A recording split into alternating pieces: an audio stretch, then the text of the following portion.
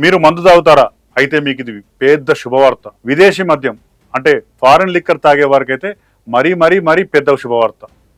యావత్ భారతదేశ మందు బాబులకు ఒక పండుగ లాంటి వార్తను మన ప్రభుత్వం తీసుకొచ్చింది. ప్రస్తుతం బ్రిటన్ పర్యటనలో ఉన్న భారతదేశ ప్రధానమంత్రి అక్కడి ప్రధానమంత్రి స్టార్మర్తో ఒక కీలక ఒప్పందం చేసుకున్నారు.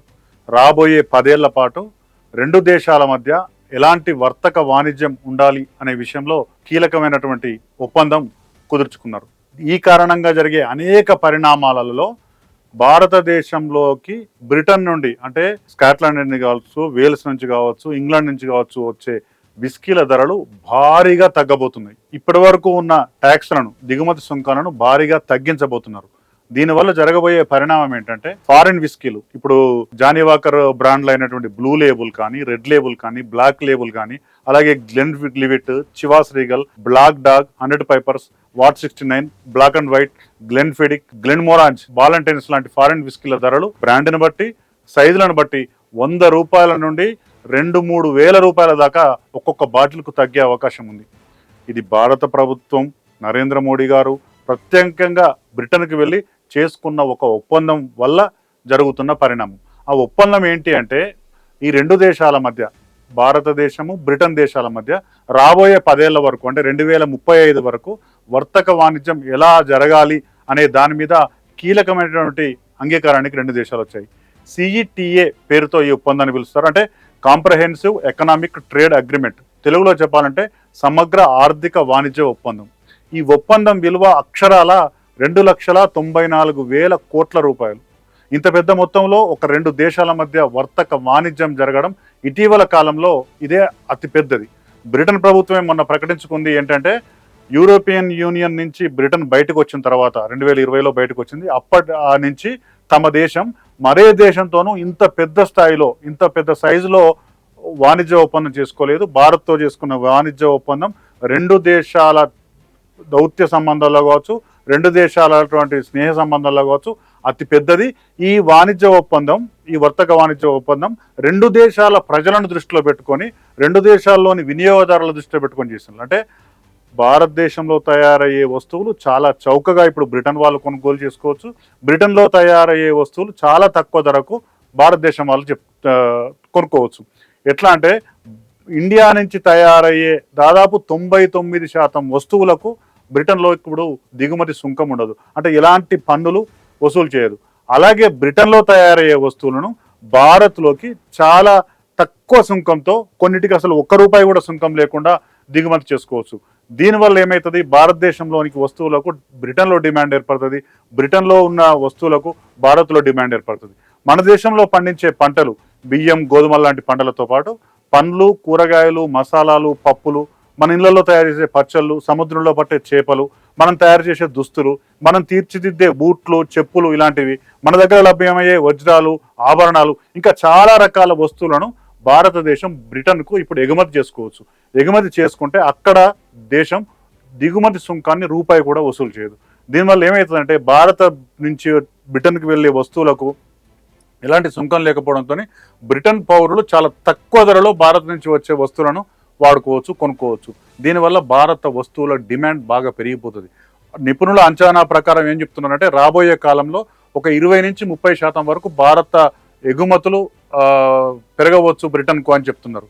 దాంతోపాటు బ్రిటన్ పౌరులు చాలా తక్కువ రేటుకు మన దగ్గర దుస్తులు కానీ, మన దగ్గర వస్తువులు కానీ, చెప్పులు కానీ, పండ్లు కానీ, కూరగాయలు కానీ, ఆహార ధాన్యాలు కానీ, చేపలు కానీ ఇవన్నీ కొనుక్కోవచ్చు. దాంతోపాటు ఇంకోటి ఏంటంటే భారతదేశంలో పెద్ద ఎత్తున ఫార్మా ఇండస్ట్రీ ఉంది. ఇక్కడ నుంచి తయారయ్యే మందులు కావచ్చు, ఫార్మాకు సంబంధించిన ఇతర పదార్థాలు కావచ్చు, అవన్నీ కూడా బ్రిటన్కు ఎక్కువ స్థాయిలో ఎగుమతి అయ్యే అవకాశం ఉంది. దాని మీద కూడా సుంకం లేకపోవడం వల్ల డిమాండ్ కూడా బాగా పెరిగిపోతుంది. ఇక అతి ముఖ్యంగా దీనివల్ల భారత్కి ఏం లాభం? భారత్కు చాలా చాలా చాలా పెద్ద లాభం జరగబోతున్నది.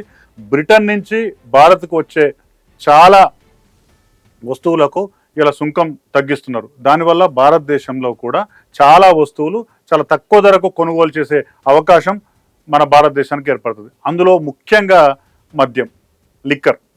ఎట్లా అంటే చాలామంది మనకు చెప్తుంటారు, బ్రిటన్ మన దేశాన్ని ఏళ్ల పాటు పాలించి పోతూ పోతూ మనకు ఇంగ్లీష్ భాషను, ఛాయను అలవాటు చేసిందని చెప్తారు.